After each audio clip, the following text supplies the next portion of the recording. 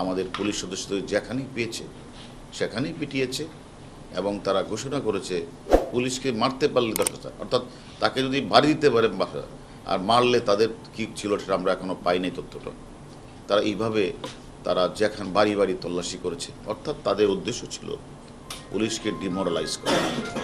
এবং পুলিশকে যদি ডিমোরালাইজ করতে পারে তাহলে বোধহয় তাদের যে আন্দোলন তারা মনে করেছিল যে তারা সাকসেস হবে এবং তারা মনে করেছিল পুলিশকে মনোবল ভেঙে দিয়ে পুলিশকে যদি হত্যা করতে পারে তাহলে পুলিশ হয়তো পিছিয়ে যাবে, তখন তারা এই রাষ্ট্রকে গণতান্ত্রিক সরকারকে তারা অকার্যকর রাষ্ট্রে পরিণত করবে এবং এই দেশটাকে আবার তারা পিছিয়ে নেওয়ার একটা মূল নীল নকশা ছিল।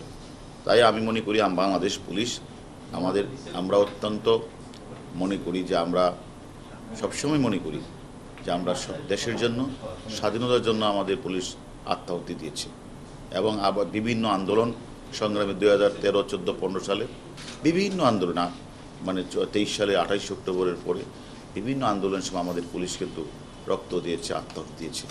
এটা আমাদের কাছে মানে অত্যন্ত পীড়াদায়ক যে আমরা মনে করি যে আমাদের সাংবাদিক মানে ভাইদের কাছে আমরা একটা বিনীতভাবে বলতে চাই যে আমাদের মাঝ থেকে 3 জন পুলিশ চলে গেছে এই কোঠাবিরোধী আন্দোলনের। এটা আমাদের কাছে মানে তার ফ্যামিলির জন্য আমাদের অত্যন্ত কষ্ট হচ্ছে যে তারা আমাদের মাঝে নেই।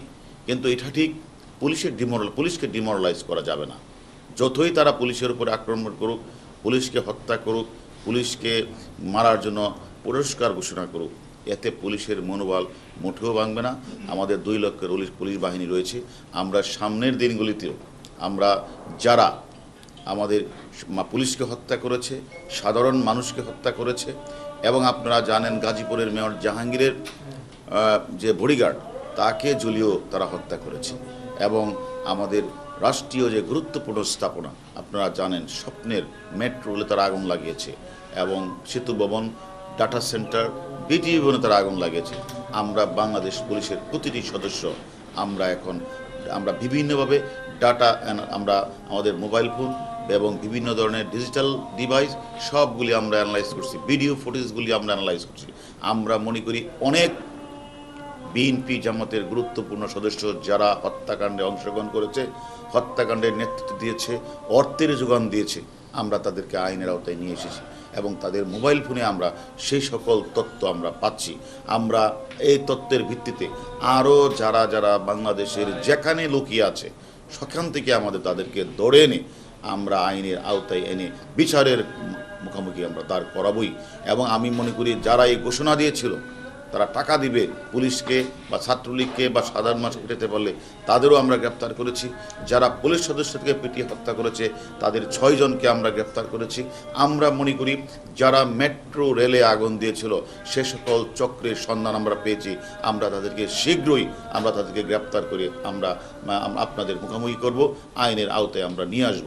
আমরা মনে করি যারা মনে করেছিল যে ঢাকা শহরে অস্থিতিশীল পরিবেশ সৃষ্টি করে বিভিন্ন স্থাপনাগুলিকে ভাঙচুর করে তারা এখান থেকে পালিয়ে যাবে, বাংলাদেশ পুলিশ কিছুই করতে পারবে না, আমি তাদের উদ্দেশ্যে বলতে চাই যে আমরা 28 অক্টোবরও দেখেছেন যারা এই হত্যাকাণ্ডে অংশগ্রহণ করেছিল তাদের কিন্তু আমরা আইনের আওতায় নিয়ে এসেছি।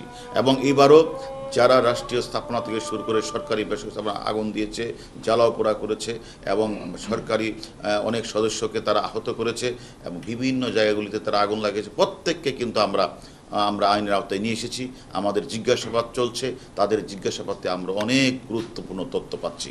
আমরা মনে করি এই তথ্যের আলোকে আমরা অন্যদেরকেও আইনের আওতায় নিয়ে আসতে পারব।